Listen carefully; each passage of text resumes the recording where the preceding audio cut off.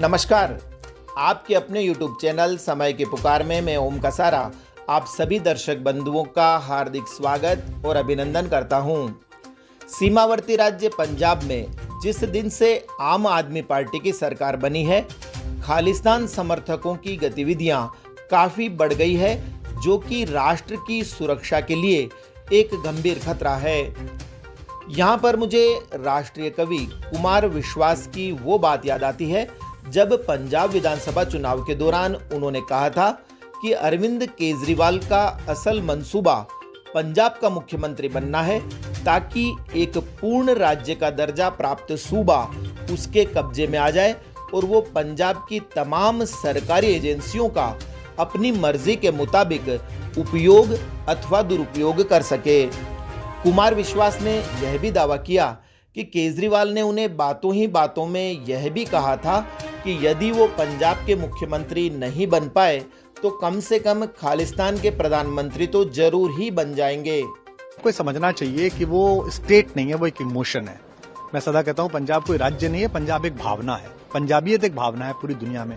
ऐसे में एक ऐसा आदमी जिसने एक समय में मुझे ये तक कहा था, जब मैंने उसको कहा कि ये जो फ्रिंज एलिमेंट हैं, जो अलगाववादी संगठन है, जो खालिस्तानी मूवमेंट से जुड़े हुए लोग हैं, इनका साथ मत ले पिछले चुनाव में। और उसने कहा था कि नहीं हो जाएगा, चिंता मत कर। और कैसे चीफ मिनिस्टर बनेगा तो उसने उसका फार्मूला भी बताया था कि ऐसे ऐसे भगवंत को और फुल्का जी को लड़वा दूंगा और मैं पहुंच जाऊंगा। और आज भी वो उसी पथ पे है, मानो मत मानो, और नहीं भी है तो वो पपेट बिठा लेगा, कोई कुछ कर लेगा वो कुछ काम। तो ऐसे में उसने मुझे इतनी भयानक बातें बोली जो कि सबको पता है, पंजाब में सबको पता है। कि एक दिन तो मुझसे कहता है कि तू चिंता मत कर, या तो मैं एक स्वतंत्र सूबे का मुख्यमंत्री बनूंगा। और मैंने कहा ये अलगाववाद 2020 का रेफरेंडम आ रहा है, पूरी दुनिया फंडिंग कर रही है आईएसआई से लेके और बाकी अलगाववादी ग्रुप। तो कहता तो क्या हो गया, तो स्वतंत्र देश का पहला प्रधानमंत्री बनूंगा। मतलब जिस आदमी के थॉट में इतनी ज्यादा अलगाववाद को लेके वो हो कि किसी भी कीमत पे बस मुझे सरकार मिले, सत्ता मिले।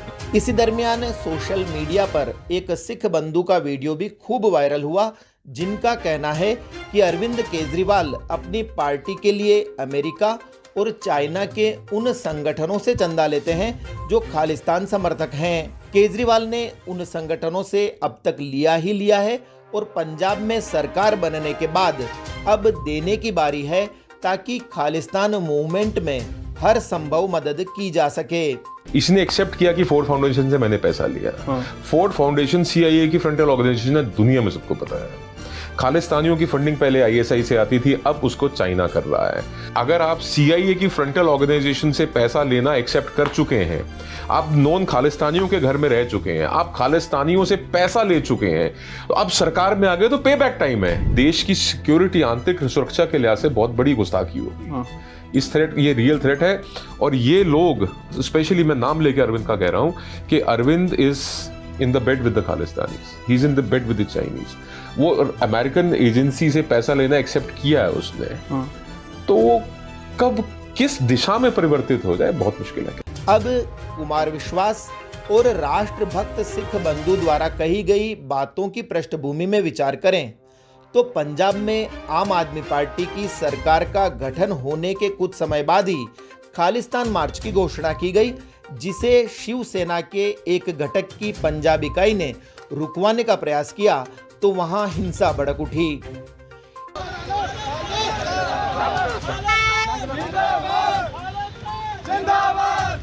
इस घटना को कुछ समय भी नहीं गुजरे कि 4 खालिस्तानी आतंकवादी इंटेलिजेंस ब्यूरो द्वारा मुहैया करवाई गई सूचना पर हरियाणा की करनाल पुलिस के हत्थे चढ़ गए।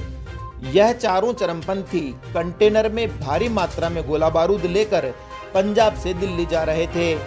ऐसे में सहज ही सवाल उठता है कि इन आतंकवादियों को पंजाब से रवाना होते समय ही गिरफ्तार क्यों नहीं कर लिया गया। वह तो भला हो हरियाणा पुलिस का, जिसने समय रहते कार्रवाई कर ली, अन्यथा यह आतंकवादी किसी भी बड़ी घटना को अंजाम देकर समूचे भारत में आतंक का माहौल कायम कर सकते थे। यही नहीं, 8 मई रविवार को हिमाचल प्रदेश विधानसभा की इमारत पर अज्ञात लोगों द्वारा खालिस्तानी झंडे लगा दिए गए। कांगड़ा के एसपी ने विधानसभा की इमारत पर खालिस्तान के झंडे लगाए जाने को किसी टूरिस्ट की करतूत बताया है।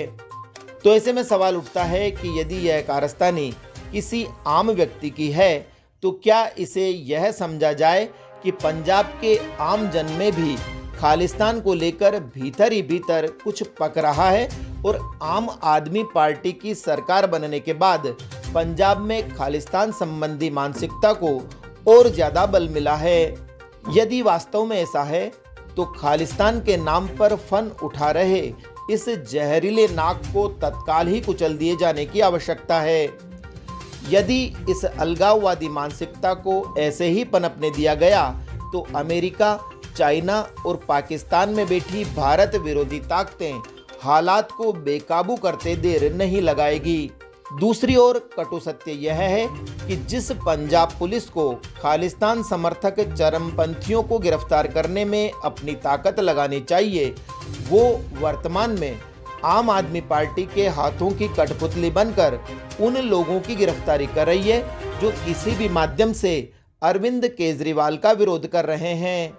ऐसे में अब देखना यह है कि आने वाले समय में केंद्र में सत्तारूढ़ मोदी सरकार इस चुनौती से कैसे निपटती है। तो इस बुलेटिन में इतना ही। यदि आपको पसंद आया हो तो इसे लाइक व शेयर अवश्य करें और आपके अपने YouTube चैनल समय की पुकार को सब्सक्राइब करना ना भूलें। धन्यवाद। जय हिंद, जय भारत।